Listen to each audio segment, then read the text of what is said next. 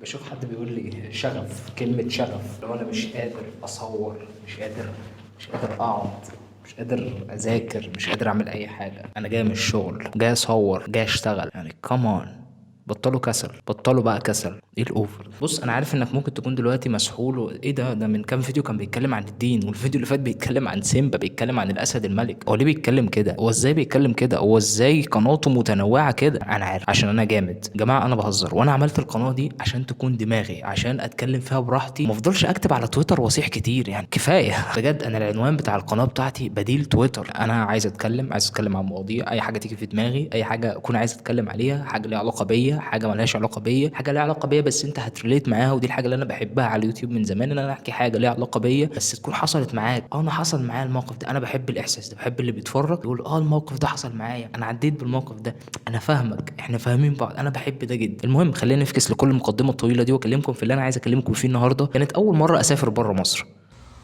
والمره الوحيده الى الان يعني.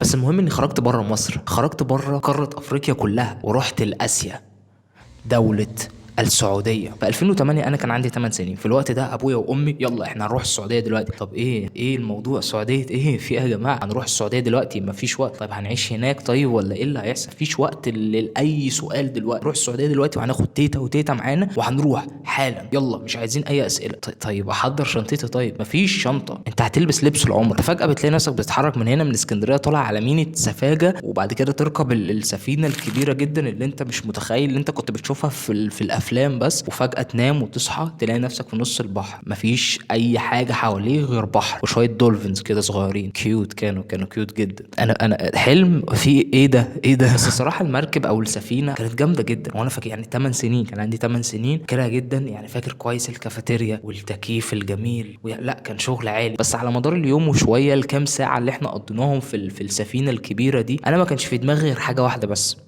تايتانيك. مين مش هيجي في دماغه تايتانيك وهو راكب سفينة كبيرة كده وفي نص البحر؟ مين مش هيجي في دماغه؟ قرايبنا كل شوية بيكلمونا عادي، بيطمنوا علينا، يعني ايه انتوا فين وصلتوا؟ يا جماعة احنا خلاص يعني احنا في عرض البحر دلوقتي ومفيش اي حاجة حوالينا والدنيا جميلة ودولفينز وكده. طيب تمام، ربنا معاكم توصلوا بالسلامة وكده. احنا لسه مخلصين فيلم تايتانيك دلوقتي. بلد جميلة السعودية، هادية سكينة. الكلام ده في 2008. انا معرفش هناك الدنيا عاملة ازاي دلوقتي، بس ان شاء الله خير يعني، ان شاء الله الامور طيبة اخوي. اخواتنا السعوديين اعلى تاني ناس كانوا بيتفرجوا على القناه الاساسيه. ادم خالد صالح مش عامل سبسكرايب، تلاقيها تحت سبسكرايب. اللي انا عرفته لما كنت هناك قد ايه المسافه ما بين مكه والمدينه كبيره جدا، كبير.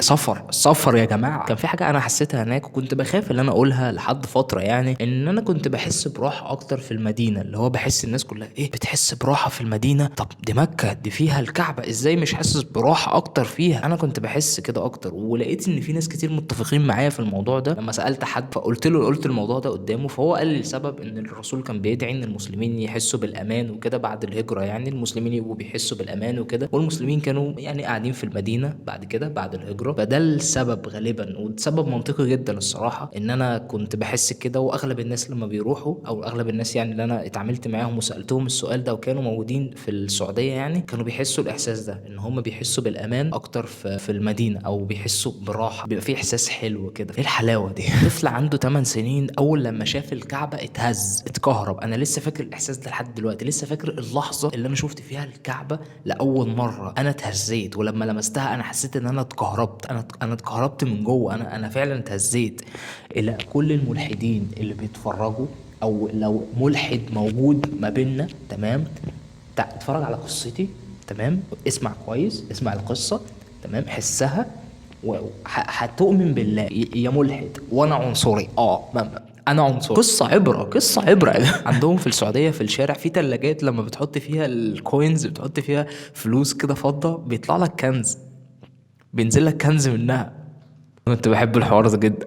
انا ما كنتش عايز ارجع مصر، مش عشان انا بقى بكره مصر جدا ولا انا بحب السعوديه، لا بالعكس عادي، انا ما عنديش مشكله وانا بحب مصر جدا. السعوديه بلد لطيفه مفيش اي مشكله. وانا عيل عندي 8 سنين، فانا مش فاهم اصلا اللي هو خلاص قضينا وقت لطيف، ارجع بقى لاصحابي وارجع للعب الكوره والشارع واللعب في الشارع بالشبشب والحوارات دي. وانا دلوقتي بعمل ماركتنج للفيديو اللي جاي وكل الكلام ده. انا ما كنتش عايز ارجع لان كنت خايف السفينه تغرق بينا واحنا راجعين. 8 سنين يا جماعه، 8 سنين. بس الحمد لله يا جماعه، ربنا سترها ورجعت مصر وعادي. عايش في مصر من ساعتها. اتمنى ان اروح السعوديه تاني. دي حاجه من الحاجات المهمه اللي انا عايز اعملها فعلا. عايز اروح تاني، وعايز ازور الكعبه تاني، وعايز ازور المسجد النبوي تاني. فعلا عايز اكون هناك، عايز اكون هناك بعد الكلام اللي انا سمعته عن الصحابه والحكاوي اللي انا سمعتها والواحد كبر يعني 8 سنين، فالموضوع من زمان يعني. فعلا عايز اروح. كنت بستغرب الناس زمان، انا عايز اروح الحج، انا عايز اروح العمره. فعلا عايز اروح بجد. عارفين لما تكون بجد انا شغوف ان انا اروح هناك. ربنا يكتبها لنا جدا. بس يعني ده كان فيديو كده يعني، قصة حلوة، فيديو خفيف لطيف ما يضرش. ده اهم حاجة، ان انا ما اكونش بضرك. ممكن تاخد مني اي حاجة لطيفة، تبتسم، اي حاجة حلوة، بس اهم حاجة ما تضرش، ان انا ما اكونش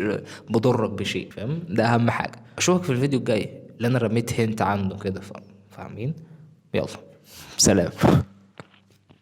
سلام انتوا كمان.